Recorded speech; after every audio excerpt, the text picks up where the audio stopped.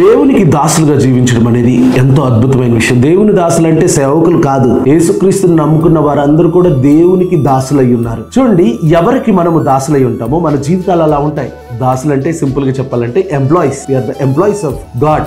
మనం ఒక కంపెనీలో జాబ్ చేస్తున్నామంటే ఆ కంపెనీ యొక్క విశిష్టతను బట్టి, ఆ కంపెనీలో ఉండే సామర్థ్యమును బట్టి మన జీవితాలు ఉంటాయి. ఒకవేళ మీరు పెద్ద కంపెనీలో చేసి పెద్ద పోస్ట్లో ఉన్నారనుకోండి, మీరు మంచి శాలరీ పొందుకుంటారు. అలాగే దేవునికి దాసులుగా ఉంటే దేవుని ద్వారా కూడా మనము కృపను పొందుకుంటాం. ఆ కృప ఈ లోకంలో అన్నిటికంటే ఉన్నతమైన స్థితిలో ఉంచుతుంది. దేవుడు అదే విధంగా మనిషిని చేశాడు. దేవుడు తను మనిషిని చేసినప్పుడు తన స్వరూపమును చేసుకుని ఈ భూమిని పరిపాలించడానికి చేశాడు. ఆయనకు దాసులై ఉంటే కృపను పొందుకోగలుగుతాం.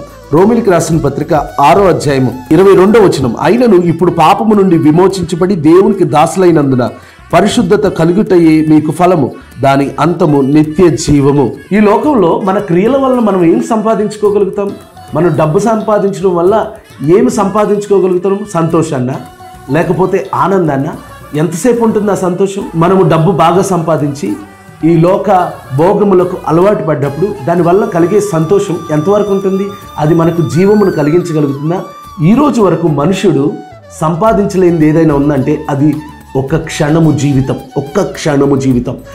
ఏ డాక్టర్ కూడా, ఏ మెడికల్ లా కూడా మీ జీవితంలో ఒక్క నిమిషాన్ని మీకు సంపాదించలేదు. ఒకవేళ దేవుడు మిమ్మల్ని పిలుచుకున్నాడంటే మీరు ఆరోగ్యవంతులైనా, ఆరోగ్యం లేని వారైనా, ముసలివారైనా, యవనస్తులైనా ఒక్క నిమిషము జీవమును ఎక్స్ట్రా సంపాదించుకోలేరు. రిపోర్ట్స్ చూస్తే ఆశ్చర్యం అనిపిస్తూ ఉంటుంది డాక్టర్స్కి.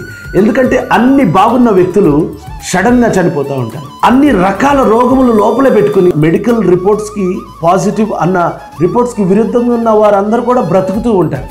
అది ఎలా బ్రతుకుతారు అనేది అర్థం కాదు. ఎందుకంటే మనిషి బ్రతకాలంటే దానికి కావాల్సింది జీవం.